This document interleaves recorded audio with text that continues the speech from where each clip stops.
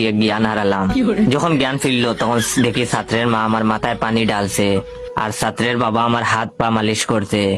আমি তখন সোজা ছাত্রের মায়ের পায়ে ধরে কাঁদতে কাঁদতে বললাম, আন্টি আমায় মাফ করে দিন, আমি বিয়ে করতে পারবো না।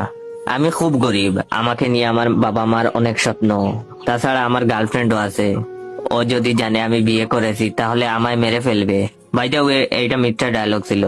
তখন তিনি বললেন, আরে বাবা তুমি আমার পা ছাড়ো, আর বিয়ে করবা না মানে কি? তখন আমি বললাম, আমি আপনার মেয়েকে বিয়ে করতে পারবো না।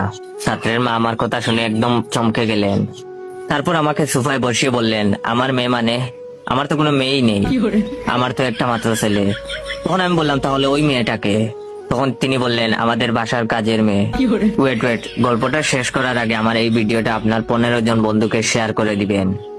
অনেকে আমার ভিডিওতে কমেন্ট করেন, জয় ভাই প্রতিদিন নতুন নতুন ফানি গল্প দেও না কেন? তো ভাই আপনাদের উদ্দেশ্যে আমি ফানি গল্প দিয়ে কি করব? আপনারা তো লাইক কমেন্ট শেয়ার কিছুই করেন না। তো যদি চান আমি প্রতিদিন রেগুলার ফানি ফানি গল্প দেই, তাহলে অবশ্যই আমার এই ভিডিওটা আপনার 15 জন বন্ধুকে শেয়ার করে দিবেন এন্ড কমেন্ট বক্সে বলবেন গল্পটা কেমন লাগছে। এরকম গল্প কি প্রতিদিন চান? যখন আন্টি বললেন ওই মেয়েটা ওনাদের বাসার কাজের মেয়ে, এই কথাটা শোনার পর আমার মাথায় আকাশ ভেঙে পড়লো। শেষে কিনে এই পিচ্চি ছেলে আমায় কাঁদিয়ে ছাড়লো। আমি তখন ছাত্রের মাকে বললাম, আন্টি ফটিক কোথায়? তখন আন্টি বললেন, ফটিক কে? আমি বললাম, আপনার ছেলে। তখন তিনি বললেন, আমার ছেলের নাম তো পিয়াস, আর তুমি অজ্ঞান হবার পর পিয়াস যেন কোথায় গেল। আমার মাথায় তখন জিম জিম করছে। এই ছেলেটা মহা টাউটার, এই বয়সে যেরকম টাউটারি করে, বড় হলে না জানি কি কি করে।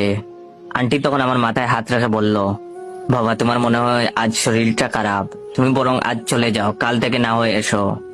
আমি রাস্তা দিয়ে হাঁটছি আর ভাবছি, সারা জীবন আমি মানুষদের সাথে ফটকাবাজি করেছি, আর আজ কিনা আমার হাঁটুর বয়সী ছেলে আমায় কাঁদিয়ে ছাড়লো।